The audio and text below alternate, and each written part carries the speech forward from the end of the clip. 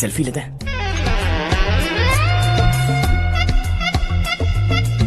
Fitness awareness होनी चाहिए। कल तूने मेरे आदमियों से झगड़ा किया ना?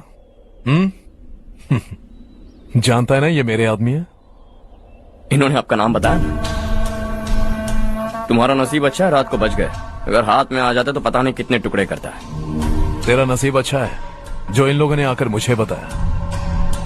अगर ये लोग चाहते ना तो वहीं तेरा गेम बजा देते। जरा इन लोगों के डोले शोले तो देख। तुझे मसल के रख देंगे। मैं भी तो वही चाहता हूँ। भाई फोन। हाँ भैया। शशि, मुझे मिनिस्टर के पोस्ट से हटा दिया। मैंने बहुत कोशिश की लेकिन कुछ नहीं हुआ। मैं यहाँ से गांव के लिए निकल रहा हूँ। देखते हैं क्या करना है। ओए, हम जल्द मिलेंगे। तुम्हारी तकदीर बनकर सही वक्त पर फोन आ गया। Lucky boys.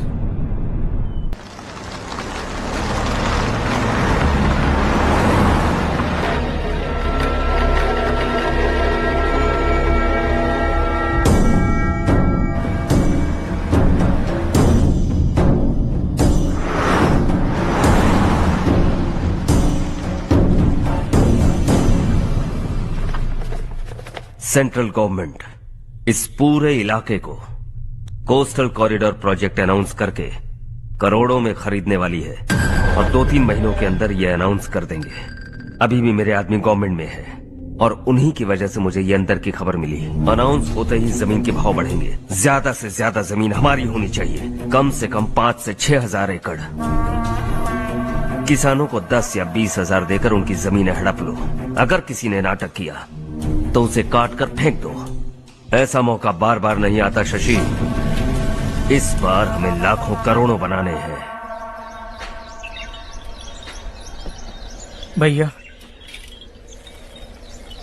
कल ही मेरा बेटा शहर से आया। वो मुझे और अपनी माँ को अपने साथ ले जाना चाहता है। कल रात से उसकी माँ भी शहर जाने की जिद कर रही है। सच कहूँ तो आपको छोड़कर जाने का मेरा बिल्कुल भी मन नहीं है। अगर आप उसे समझाएं तो शायद मान जाए। तू मेरा सगा छोटा भाई है सुरेश, मैं तुझे कुछ भी बोल सकता हूँ, लेकिन तेरी बीवी को कैसे समझाऊंगा? और अब तो तेरे बच्चे भी कितने बड़े हो गए हैं। मुझे लगता है सुरेश, तुम भी उनके साथ शहर चले जाओ, उन्हें अच्छा लगेगा। वैसे भी हम लोगों ने एक साथ बहुत वक्त बिताया है। और जाओगे तो कहाँ जाओगे? शहर ही जाओगे ना? जब भी मन करेगा आ जाऊंगा।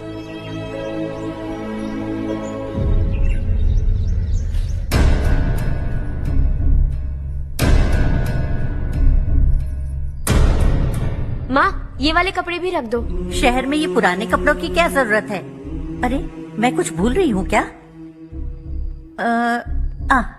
ऐसे ही वहाँ चुपचाप क्या बैठे हुए हो? जाओ राजू की मदद करो। माँ, उन तकियों को क्यों पैक कर रही हो? बेटा, अगर घर पे मेहमान आएगा तो जरूरत पड़ेगी। माँ, वहाँ पर सब कुछ है। सिर्फ कपड़े लेकर चलने के लिए कह रहा है? वहाँ इसके पास सब कुछ है। वहाँ जाने के बाद अगर कुछ यहाँ रह गया तो मैं तुम्हें खबर कर दूंगी, किसी के हाथ भिजवा देना। एक बार और ठीक से सोच लो ज्योति, आखिर हम वहाँ जाकर करेंगे क्या? ये तुम कैसा सवाल पूछ रहे हो? यहाँ रहकर हम क्या करेंगे? मिलकर रहेंगे सब। हाँ?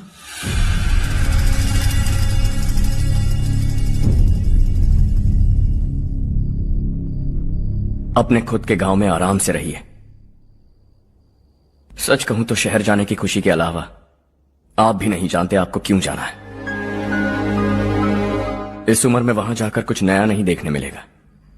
बस चारों तरफ बड़ी बड़ी इमारतें होंगी। यहां से कुछ 4 घंटे ज्यादा बिजली मिलेगी, लेकिन आपको दूसरों की भलाई सोचने वाले 4 नए लोग नहीं मिलेंगे।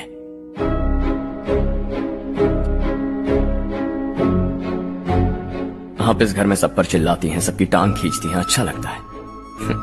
आपकी वजह से घर में रौनक है, लेकिन आपके वहां जाने के बाद ना आपको बोलने में मजा आएगा, ना हम सबको सुनने में।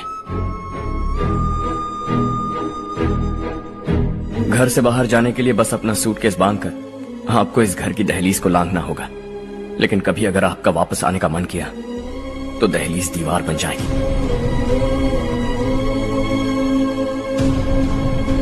कोई गांव छोड़कर जाएं तो नारायण जी बस स्टैंड तक जाकर उन्हें समझाते हैं, ऐसा मैंने सुना था।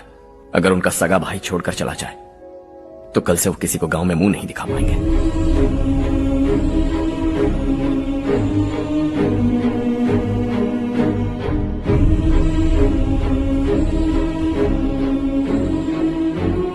शहर में सेटल होकर माँ बाप की देखभाल करना चाहते हो, इट्स रियली नाइस। लेकिन उनके माता पिता समान भैया भाभी से उन्हें अलग कर रहे हो तुम। अगर ये लोग यहीं रहें तो हर वीकेंड आकर तुम इन्हें मिल सकते हो।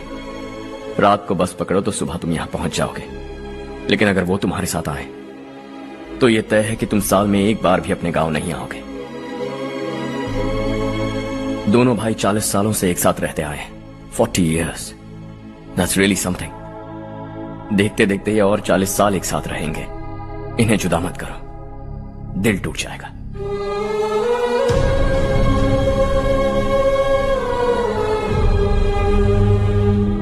कर वहीं कुछ न कुछ काम कर लेंगे। तुम्हें जो भी चाहिए ले जाना चारू।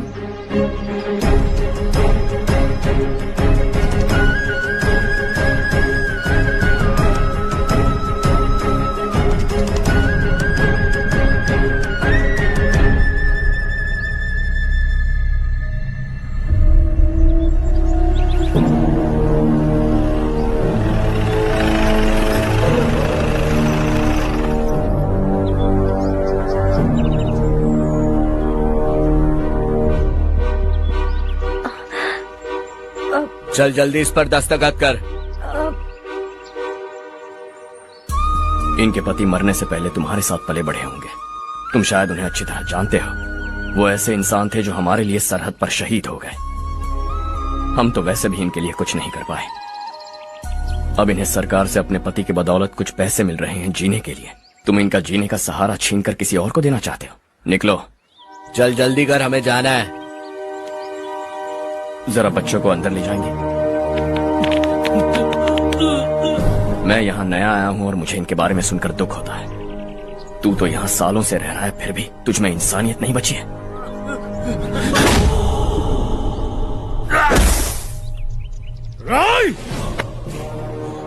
मैं यहीं रहूंगा, जमीन भी यहीं रहेगी। हम कल भी बात कर सकते हैं। ये जिंदा है या नहीं पता नहीं, बिल्कुल हिल नहीं रहा है।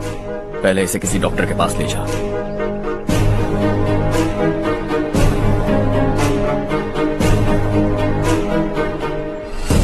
कौन है वो?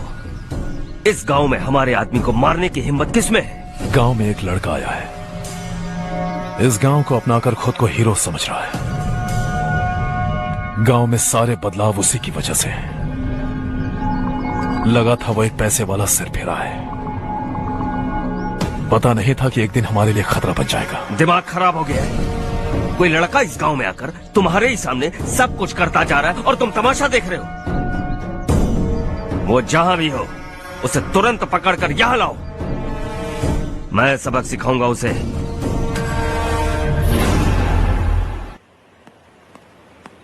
हर्ष बेटा,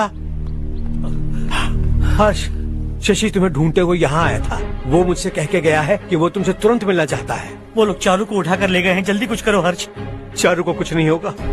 हम उसके पास जाके उसके पांव पड़ेंगे, उसके सामने गिड़गिड़ाएंगे, उससे माफी मांगेंगे। वो तरस खा के चारू को छोड़ देगा।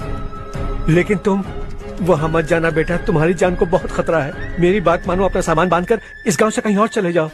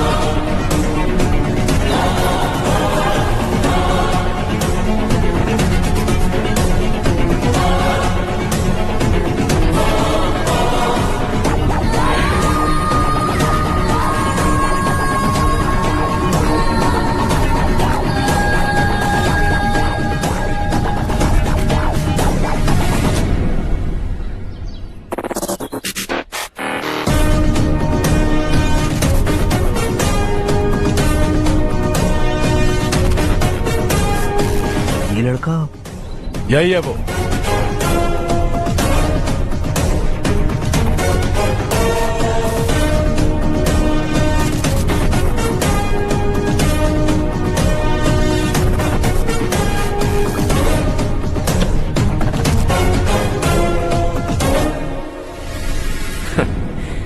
ये दुनिया बहुत छोटी है, दोबारा मुलाकात हो ही गई। कैसे हैं आप? मुझसे बात करने के लिए चारू को लाने की क्या जरूरत थी? मुझसे कहते तो मैं खुद आ जाता। तुम घर जाओ चारू, मैं इनसे बात करके आता हूँ। यहीं रुकने दो उसे। यहाँ जो भी हो रहा है उसे भी तो देखने दो, फिर गांव में जाकर बताएगी ना सबको। तो ठीक है, रुक जाओ चारू, दोनों साथ में ही चलेंगे। यूं आए और बात की और चल दिए। ये दिल्ली नहीं है बेटा, ये देवरकोटा है।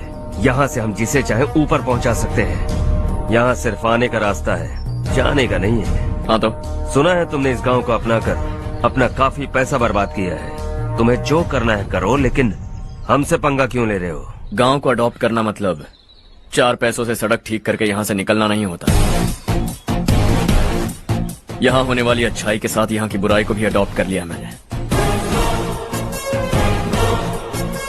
इसे, उसे, उसे और इससे, इन सब को, तुझे भी और तेरे इस भाई को भी, सबको अडॉप्ट कर लिया मैंने। तो जमीन हड़पने नहीं देगा तू हमें? मैं तो तुम्हारे काले धन का हिसाब लगाने यहाँ आया था। लिख कर लाया, कहीं गलती से कुछ भूल न जाओ। जिले में 43 हाई स्कूल के मरम्मत करने का फंड हजम कर गया, वापस करो। 72 सड़कें सैंक्शन हुई हैं, उन सब के पैसे तुम खा चुके हो। रिलीफ फंड में मिला 350 करोड़ रुपया, वापस करो। कुछ साल पहले डेयरी स्कैम में तुमने 20 लोगों को जलाया और इसके अलावा 23 लोगों की जान ली, चाहे इंसान हो या जानवर। उन सब के परिवारों को पैसे देने होंगे। 11 गांव की खेती के लिए बनाया गया तालाब भी तुमने हड़प लिया है। शर्म नहीं आती तुम्हें?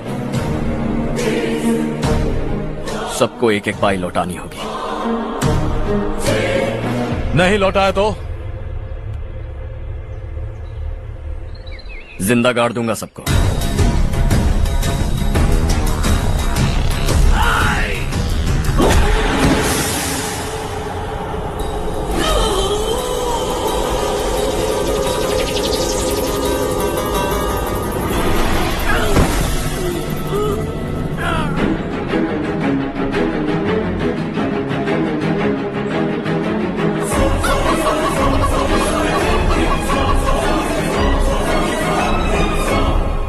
लौटानी होगी।